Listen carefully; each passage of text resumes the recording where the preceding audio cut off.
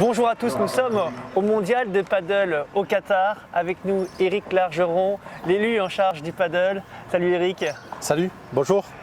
Éric, depuis le début, on est en train de vivre peut-être les meilleurs tournois de paddle qu'on ait jamais vus, non? Le cadre qui a été choisi, c'est le club tennis de Doha. Et il faut savoir que le tournoi de Doha a été pendant 4-5 ans élu meilleur tournoi ATP au niveau de l'organisation, du site, etc.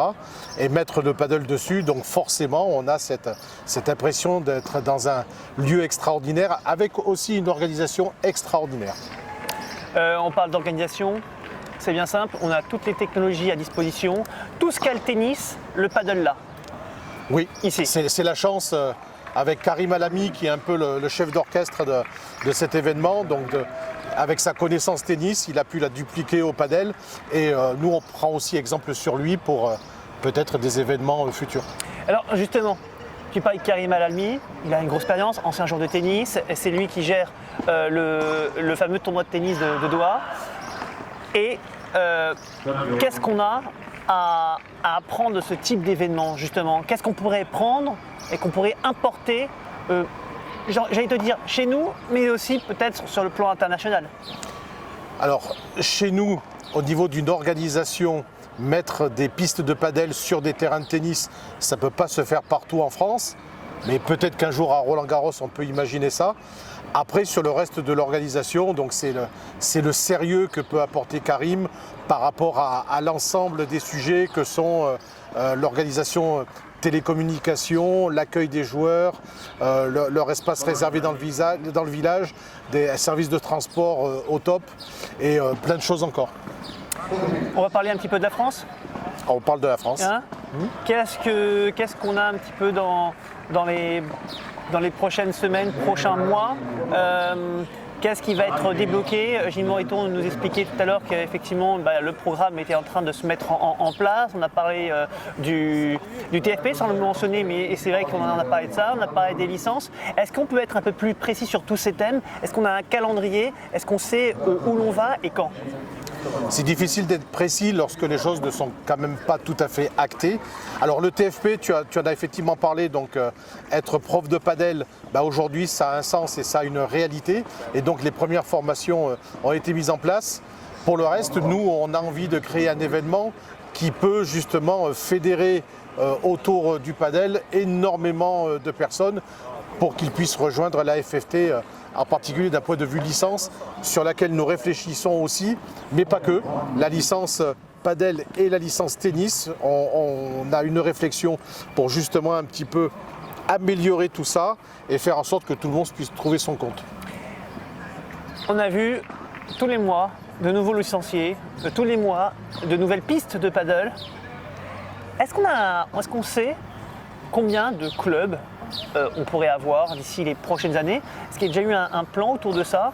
Et si oui, est-ce qu'on peut donner quelques estimations, quelques chiffres? Alors, déjà, nous, on le voit par rapport au nombre de classés.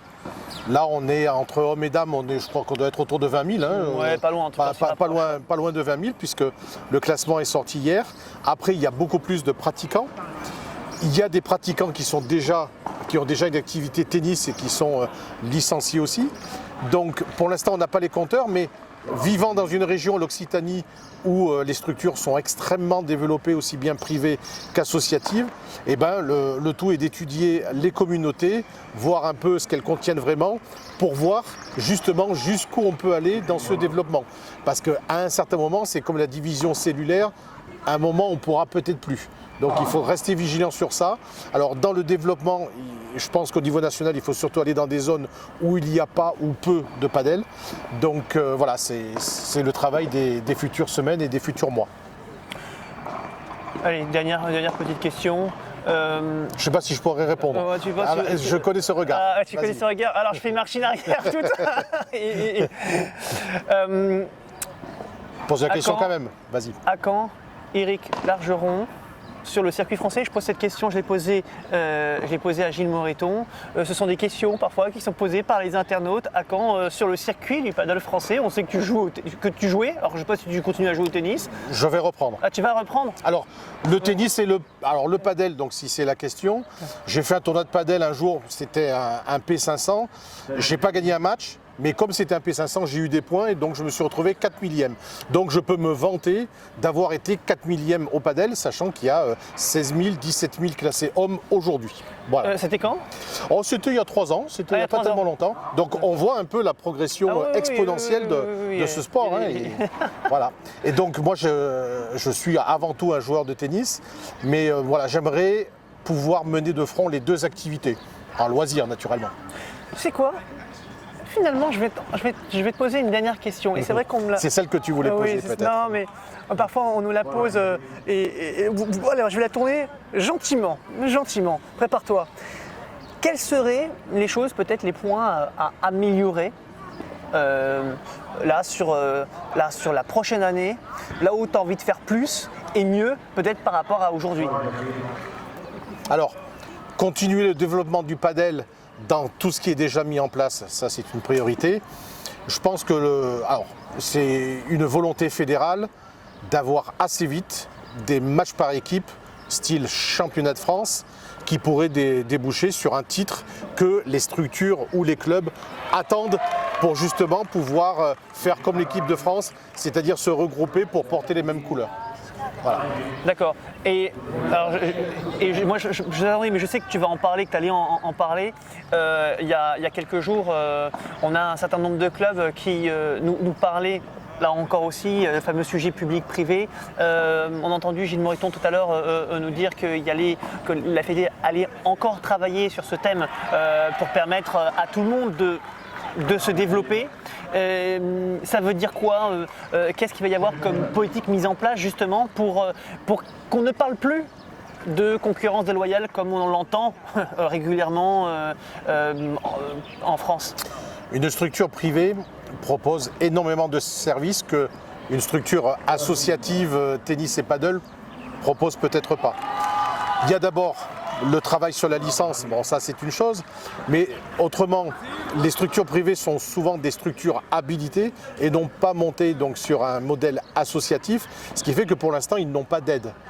Quand on ajoute à ça la TVA à 20%, c'est vrai que c'est assez difficile pour eux. Donc on soutient le combat, on va dire, de l'association des structures privées qui essaie de faire baisser le montant de la TVA. C'est un travail qu'ils effectuent actuellement avec un syndicat. Donc je leur souhaite de réussir pour qu'il y ait de la place pour tout le monde. Voilà. Et peut-être qu'à l'avenir, imaginez que les aides que nous donnons sur des constructions puissent également être fléchées sur les structurabilités. Parce qu'aujourd'hui, quand on n'est pas association, on n'a pas les aides de l'État, on n'a pas les aides fédérales, etc.